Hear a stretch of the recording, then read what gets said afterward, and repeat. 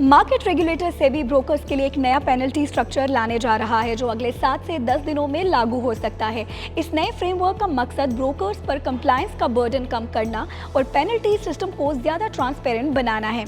आइए देखते हैं इसमें क्या क्या खास है। सबसे पहला और बड़ा बदलाव ये है कि छोटी मोटी गलतियों को अब पेनल्टी नहीं माना जाएगा। सेबी ने ये तय किया है कि ऐसी मामूली चूक को अब फाइनेंशियल डिस्क्रिपेंसी यानी वित्तीय असंगति कहा जाएगा। इसका मतलब है कि ब्रोकर्स को अनजाने में हुई छोटी गलतियों के लिए भारी जुर्माना नहीं भरना पड़ेगा। दूसरा अहम बदलाव टेक्निकल ग्लिचेस यानी तकनीकी गड़बड़ियों से जुड़ा है। अक्सर सिस्टम एरर या ऑर्डर प्रोसेसिंग में दिक्कत आने पर ब्रोकर्स पर पेनल्टी लग जाती थी। नए नियमों के तहत ऐसी टेक्निकल प्रॉब्लम्स पर लगने वाली पेनल्टी में भारी कमी की जाएगी। इससे ब्रोकर्स पर अनावश्यक दबाव कम होगा। एक और बड़ा कदम है वन इवेंट वन पेनल्टी का नियम।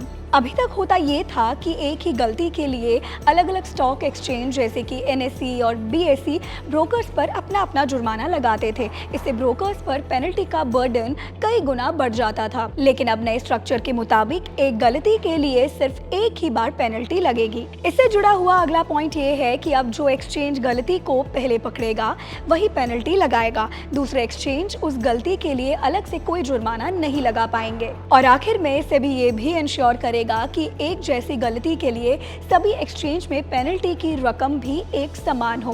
साथ ही जुर्माने की कुल राशि को भी कम किया जाएगा, जिससे ब्रोकर्स को आर्थिक रूप से बड़ी राहत मिलेगी।